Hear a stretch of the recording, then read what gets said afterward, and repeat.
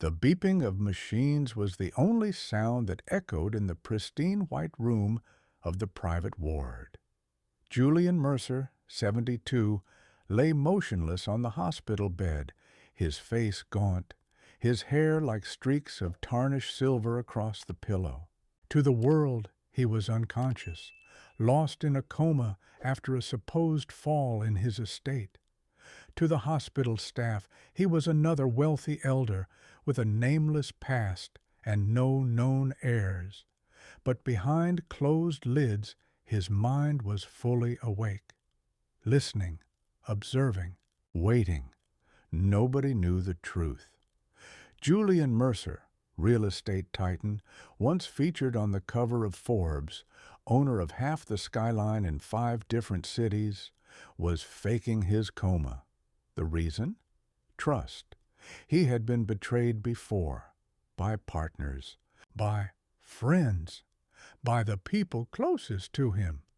And now, pretending to be in a coma gave him the chance to see people for who they really were, when they thought he couldn't see them at all. That night, the door to his room creaked open, and a soft voice cut through the sterile silence. "Good evening, Mr. Mercer," the voice said, low and warm. "I'm Lauren. I'll be watching over you tonight." She moved quietly, checking his IV, adjusting the monitors, and straightening the neatly folded blanket across his chest. Julian had heard hundreds of voices in this room since the accident. Doctors, nurses, orderlies, some professional, some indifferent, some impatient. But this voice, this one was different. It carried a kind of stillness. As the door clicked softly shut behind her, Lauren sighed, a sound full of fatigue and something deeper. Not sadness, not anger, something quieter. A burden carried too long. "I don't know if you can hear me," she said, almost to herself. "But if you can, I just want you to know you're not alone." Julian's heart skipped, almost enough to trigger the machines. No one had said that to him in a long time. He had paid for silence, for discretion, for clinical precision, not compassion.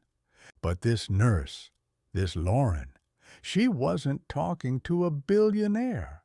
She was talking to a man. Over the next week, Lauren kept speaking. Not in a performance, not for attention, but in the late hours of the night, when the world quieted down and there were no visitors, no supervisors, and no noise except for the gentle hum of the oxygen machine. She spoke freely. Sometimes she told stories about her life. "I'm the oldest of 5, she said one night, sitting beside him while replacing his saline bag. 3 brothers, 1 little sister. I'm working 3 jobs right now. 2 shifts here, and another on weekends at the urgent care across town. I'm not complaining, though. They depend on me." She smiled, brushing a small curl back into her tight bun. "I always said I'd build something one day, something real, a clinic, free for the people who need it the most, where no one gets turned away because they don't have a card or cash." Julian lay still, but inside something stirred, not because she wanted money. She never asked for it. She never even hinted, but because she believed in something, in someone, in herself. That was rarer than gold. Lauren wasn't flashy. She wore the same old white sneakers every night. Her scrubs were always neat but faded. Her voice never rose, even when a new intern made a mess or a patient coded in the next ward. She was calm, steady, and somehow, in the silence of that white room, she became his anchor. Julian, in his decades of deals, had always looked for strength in force, in bravado, in conquest. Now he was discovering another kind of strength, the quiet kind, the kind that bled through fatigue and struggle and still chose to hope. One Thursday night, her voice trembled. "I'm sorry," she said, wiping her eyes when she thought he was sleeping. "My brother was arrested today." She laughed bitterly. Wrong place, wrong time. He was just getting groceries. But the police, well, you know how it is. Young black man, no explanation needed. She sniffled and reached into her pocket for a tissue. They said bail set at 20,000, might as well be 2 million. Julian's chest tightened, not from the machines, but from the silent rage that began to build. He knew people, knew power, knew how often the scales of justice tipped on the weight of a wallet. That night he didn't sleep, because while the world thought Julian Mercer was a body on life support, he was planning. The next morning, an anonymous call was made. A high-priced defense attorney was retained, one with a track record of overturning unjust arrests. The bail was posted. The charges were dismissed by 5 p.m. Lauren arrived that night, wide-eyed. "They let him go," she whispered, as if afraid saying it aloud would undo the miracle. No charges, no explanation, just done. She sat down beside the bed, gripping Julian's hand gently. "I don't know who did it," she said, her voice trembling again. "But if you can hear me, maybe just think a good thought in their direction." Julian wanted to laugh, to speak, to sit up and tell her that her quiet courage had reminded him what real integrity looked like. But he waited. He needed her to trust him, not as a patient, not as a billionaire, but as a man. Because in the world of wealth, money could build towers, erase charges, and buy silence. But it could not buy what Lauren had, faith. The next few nights, he noticed something else. Lauren stayed longer, sat beside him for minutes after her rounds, sometimes just held his hand, sometimes just stared at the machines, maybe wondering what secrets were locked inside the man who never spoke. And then it happened. A twitch. At first, it was barely noticeable, just a slight tremor in his left index finger. But Lauren saw it. She froze, then leaned closer, her eyes wide. "Mr. Mercer, did you just—" Another twitch, stronger. She bolted from the room, calling for the neurologist. Within hours, the hospital was buzzing. By morning, the news broke. Coma patient shows signs of consciousness after months unresponsive. Julian kept the act going just long enough to make it believable. A few eye flickers, a slow head turn, a whisper. By the end of the week, he was declared awake. The morning he officially returned to speech, he asked for one person. "Nurse Lauren, please." When she entered wearing her usual modest scrubs, her hands trembling slightly, Julian sat upright, looking every inch the man the world once called the Ice King of Midtown. But his voice was soft. "You spoke to me," he said. Lauren's eyes welled up. I didn't know you could hear. I heard everything."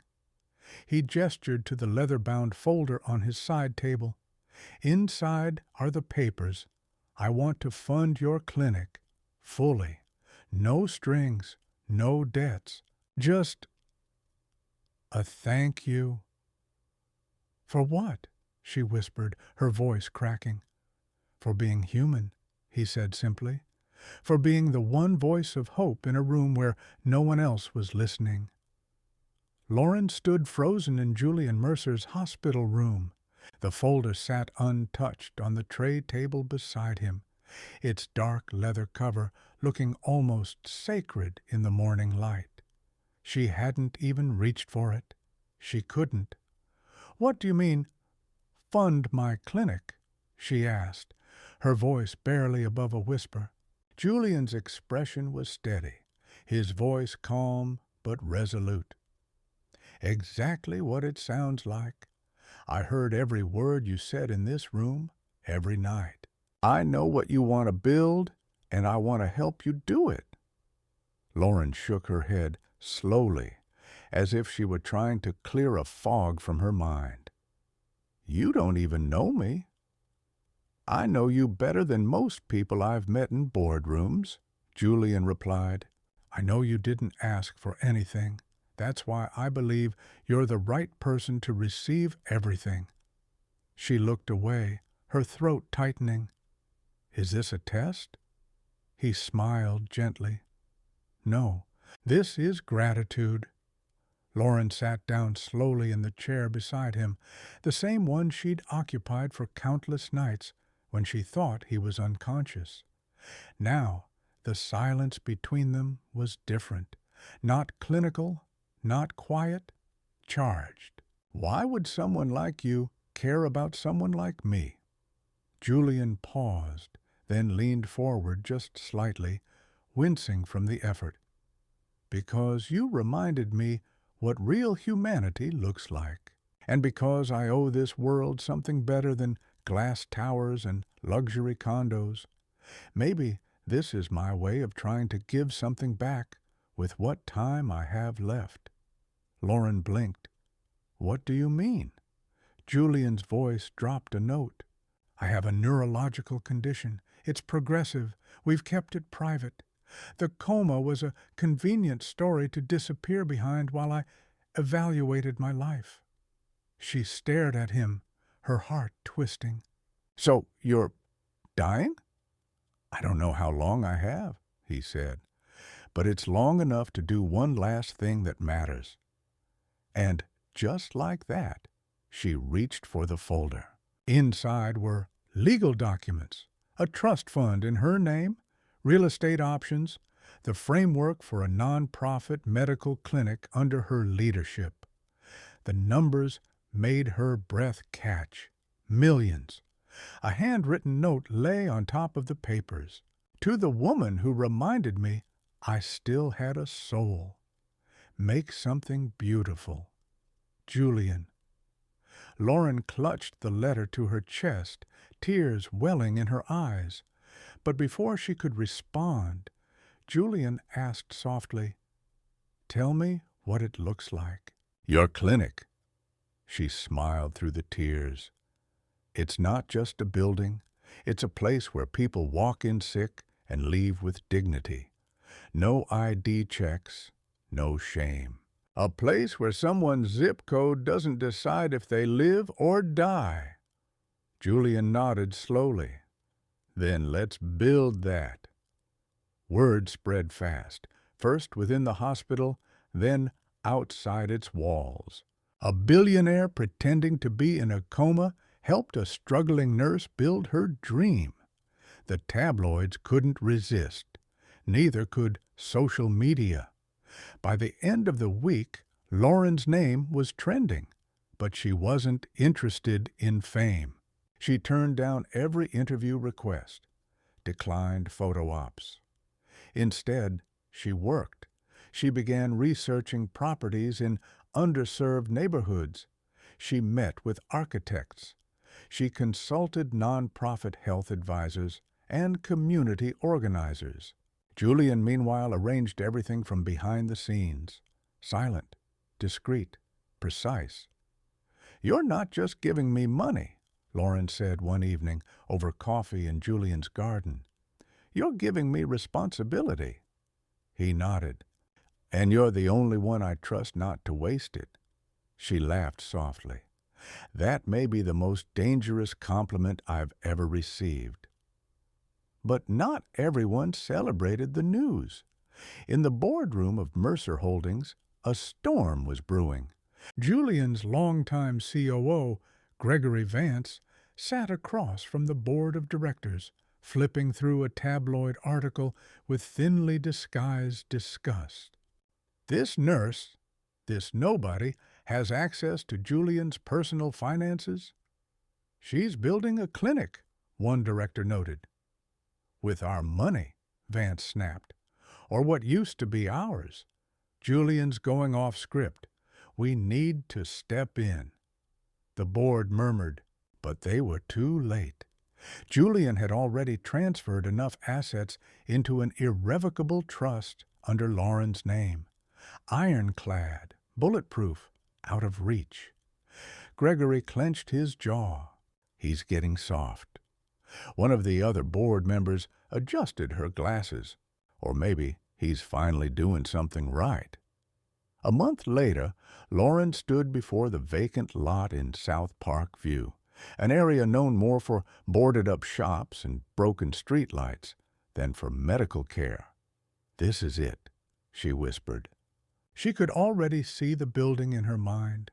Glass panels, solar panels, community gardens, a walk-in mental health wing, a mobile unit for outreach, a place where someone like her mother, who died when Lauren was just 16 because the nearest ER was too far and the ambulance too late, could have been saved. Julian watched her, leaning on his cane, breath slower than it had been a few weeks ago. "It's beautiful," he said, though there was nothing there yet but dirt and wild grass.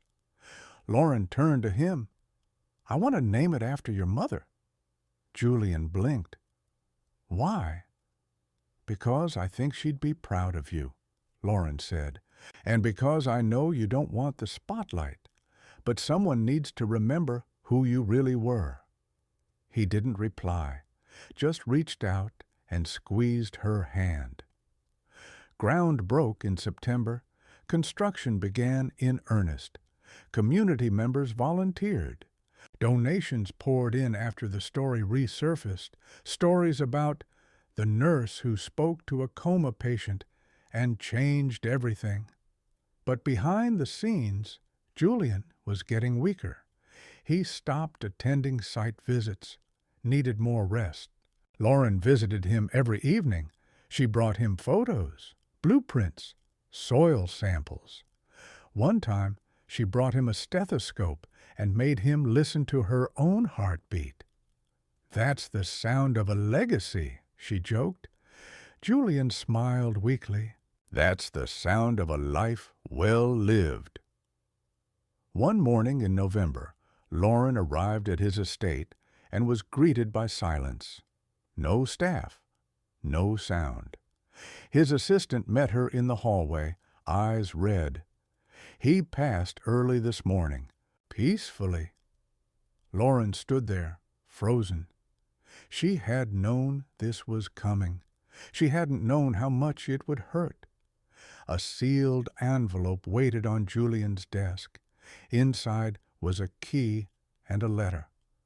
"Lauren, I've left you everything you need, not just for the clinic, for your future, for your family. There are people who will try to change your path. Don't let them.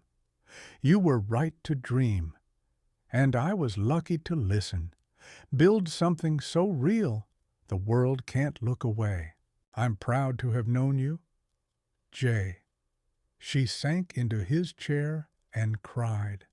At the grand opening of the Mercer Community Health Center, months later, crowds filled the street. The mayor spoke, local pastors, volunteers, former patients from pilot programs Lauren had quietly launched during construction. At the center of the stage, Lauren stood in a crisp white blazer, her hair pulled back, her voice steady as she looked into the cameras. "This isn't just a building," she said. "It's a promise. To every child who ever sat in a waiting room for too long, to every mother who rationed insulin, To every father who chose between groceries and prescriptions, this place is for you. And it's thanks to one man who listened when no one else did. She held up Julian's letter. He told me I was the voice of humanity when his world felt dead. But the truth is, he gave me mine back. Tears glistened in the audience. The ribbon was cut. The clinic doors opened. And across the city, in places Julian had never even visited, his legacy breathed, not in marble or gold, but in medicine, mercy, and second chances. 6 months had passed since the opening of the Mercer Community Health Center. The building now stood like a lighthouse in a forgotten corner of the city, its glass walls glowing at night, its name whispered like hope in households that had never known what free healthcare felt like. Inside, the air was filled with quiet determination. Volunteers, interns, nurses, and doctors, all of them drawn by a singular mission. Lauren moved through the halls with calm confidence, clipboard in hand, stethoscope around her neck. People smiled when they saw her. They didn't just see a director. They saw the soul of the place. But when she passed Julian's portrait hanging in the lobby, she always paused. "I'm trying," she'd whisper. "I hope you see that." But change never comes easy. A month later, the center received a surprise inspection. Anonymous complaints about misuse of funds, unlicensed staff, security violations. Lauren's heart dropped. The claims were false, but the investigation was real, and she knew exactly where it came from. Gregory Vance, Julian's former COO, had launched a smear campaign, furious at being cut out of Julian's final affairs. The Mercer board had collapsed after Julian's death, leaving Gregory scrambling for relevance. Now he wanted revenge. "Let them come," Lauren told her staff calmly. "We have nothing to hide." But in private, she began combing through every invoice, every payroll stub, every license, double and triple checking everything. Because one wrong number could shut them down. One night, after a 16-hour day and a cold dinner in her office, Lauren heard a knock at the door. It was a young woman, barely 20, holding a baby in her arms. I don't have insurance. They told me to come here." Lauren stood up immediately. "Of course. Come in." The woman's eyes filled with tears. "Everywhere else said no, but they said you'd help me, that you were different." Lauren guided her to an exam room herself, hands steady even as her heart threatened to crack. This was why she fought. The next morning, an envelope arrived on her desk. Inside, surveillance photos of Lauren leaving Julian's estate, a copy of the trust documents, a headline mock-up, "Nurse or Gold Digger? The real story behind Mercer's fortune." No note, no signature, just a threat. Lauren sat back in her chair. She'd been poor. She'd been exhausted. She'd been terrified. But she'd never been afraid of the truth.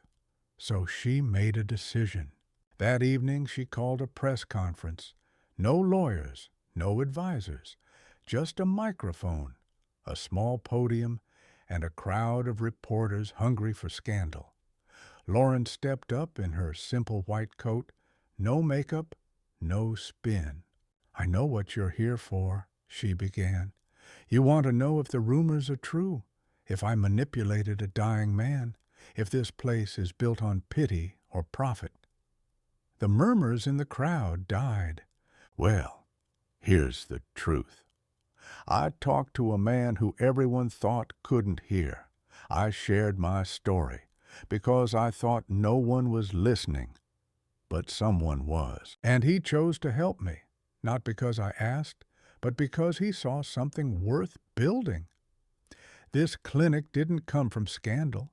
It came from grief and hope and guilt and generosity.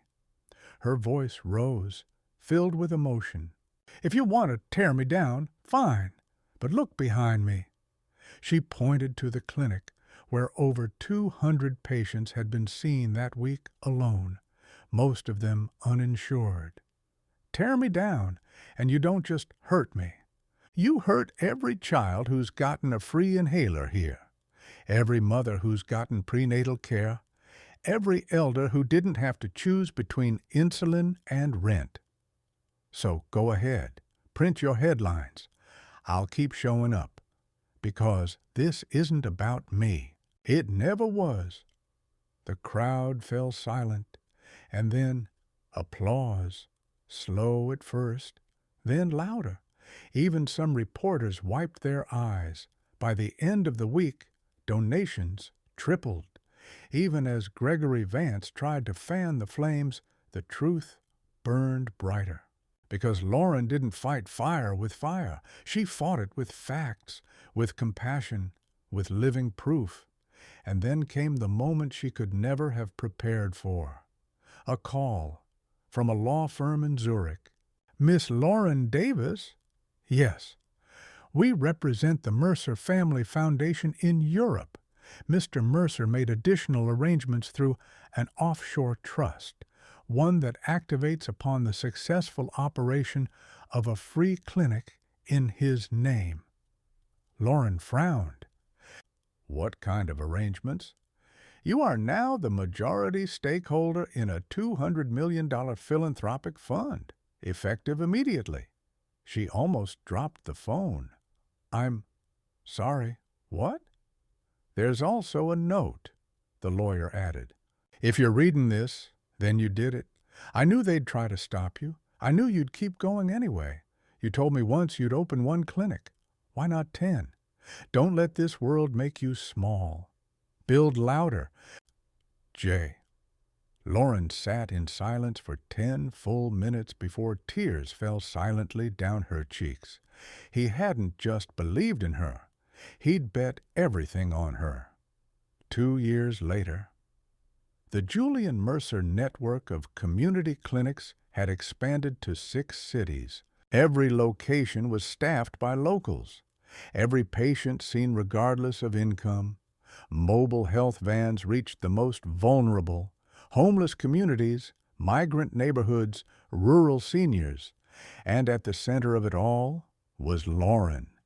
But not just Lauren. Her brothers worked the admin desks. Her sister trained as a nurse. And the baby she helped deliver that night during the audit, her name was Julianne. At the dedication of the 7th clinic, a bronze plaque was unveiled with Julian's likeness. The inscription read, "He listened when no one else did, and in doing so, gave thousands their voice." Lauren stood back, holding the hand of a young girl who had survived leukemia thanks to their early screening program. "Who was he?" the girl asked. Lauren smiled softly. "He was the quietest man I've ever met and the loudest echo I'll ever carry." And on the anniversary of Julian's passing, she returned to the place it all began. That white room, empty now, quiet. She sat in the chair beside the bed, just like before. "Hey," she whispered, "you were right. One clinic wasn't enough."